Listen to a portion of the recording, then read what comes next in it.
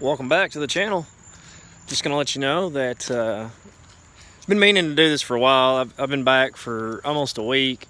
Just had a lot of stuff going on. There's a lot of stuff going on in my family, and just hadn't had time to do it. I'm taking advantage of my kids napping right now to actually do this.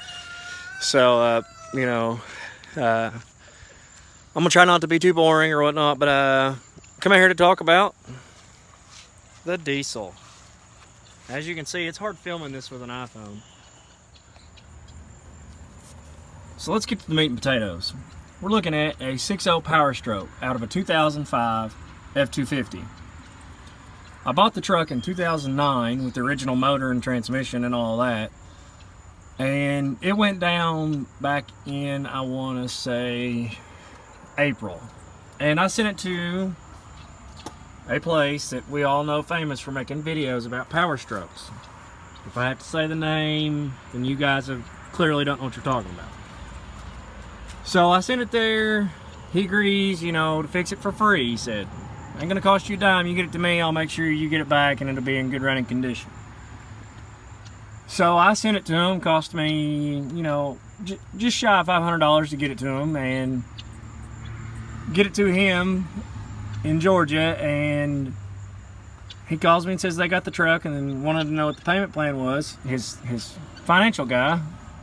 So I told him exactly what we agreed on and everything else. Didn't hear nothing for several weeks. He calls me back and says, well, how much are you going to pay me for this? And I told him, I said, I thought the agreement was, I send it to you, you fix it, and I get it back. Your agreement here says you get it to me, I have no worries. You'll figure out a way to cover the cost, And I've got the emails from the guy. So he says, okay. He said, we'll figure it out. So calls me a week later, says truck's done. So I fly down, get down to get my truck, and told him what day I was going to be there, everything else. Of course, he wasn't there. I had to deal with people who had no clue what was going on. And then they called to get my truck brought up to me. Took almost 45 minutes for them to call a second time. The guy forgot about me. Then he comes up and says, your truck has a 2006 motor and a 2005 wiring harness and doesn't have a MAF sensor, a mass airflow sensor. And he said, that's why you still have a check engine light. Well, gents, I'm not trying to be a butthead or anything, but right here is the mass airflow sensor.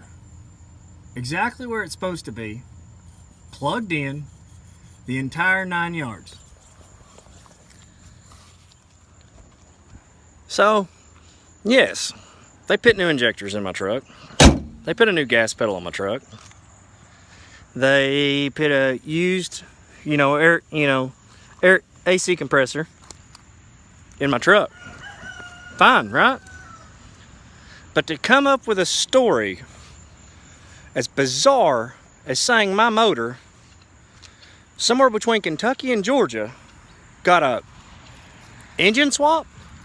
A magician snapped his fingers and my 05 motor that I bought from Ford in this 05 truck turned out to be an 06. When I bought this truck, it had 45,000 miles on it. 45,000 miles. Barely used, barely broke in. Yeah, it's been in the shop quite a bit. It's had high pressure oil pump problems, EGR cooler problems, things of that nature. But for this guy to go to the extreme of coming up with this blatant lie that my truck had a motor swap between Kentucky and Georgia and a wiring harness stayed original blows my mind. Okay? Excuse me. This guy claims to be the power stroke specialist, but a 2005 diesel bought straight from the local Ford dealership with the original motor and transmission, has a 2006 engine in it, supposedly. Doesn't have a mass airflow sensor. But I showed you in the video, the truck has a mass airflow sensor. I replaced it after I left there, check engine light's gone. Been easier just to say, hey, your mass airflow sensor is bad. Not come up with a big elaborate lie. You know, I appreciate what you done for me. I do. Even after all the headache of you trying to get money out of me, you know, we agreed in emails, get you the truck, you'd take care of it, no issues, no worries. Nothing to worry about on my part. And then called wanting money and called wanting money, and you know, it didn't fly with me. Didn't sell with me. And you decided you were gonna go ahead and you're gonna do right. You're gonna stick to your words, which is good. You know, I'm not one to complain about free work, but when you go to the extent of lying and manipulating a situation, come on. Should business be done with you? I mean, let's think seriously here. Yes, you do good work. You're known as the best in the business. You are. But how many people have actually dealt with you? How many people have had similar experiences but are afraid of you? Here's the deal. I'm a combat veteran. I've been through a lot of crap in my life. I've been hit, you know, by a car on a motorcycle. Been blown up 7 times. Do I care to call someone out when they're doing shady business? Not at all. Is it gonna hurt me? Not at all. I ain't said no names. I don't want to say no names. It should be obvious who I'm talking about. So on that note, I'm gonna close this video out. I'm gonna try to have it up for you a little later today. And stay tuned. I'll try to come up with more content, better content.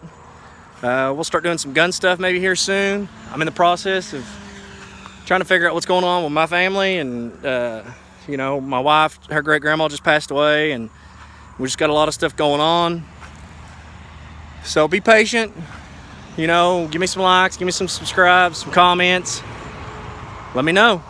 All right, have a good one. Thanks for your time. Have a good day.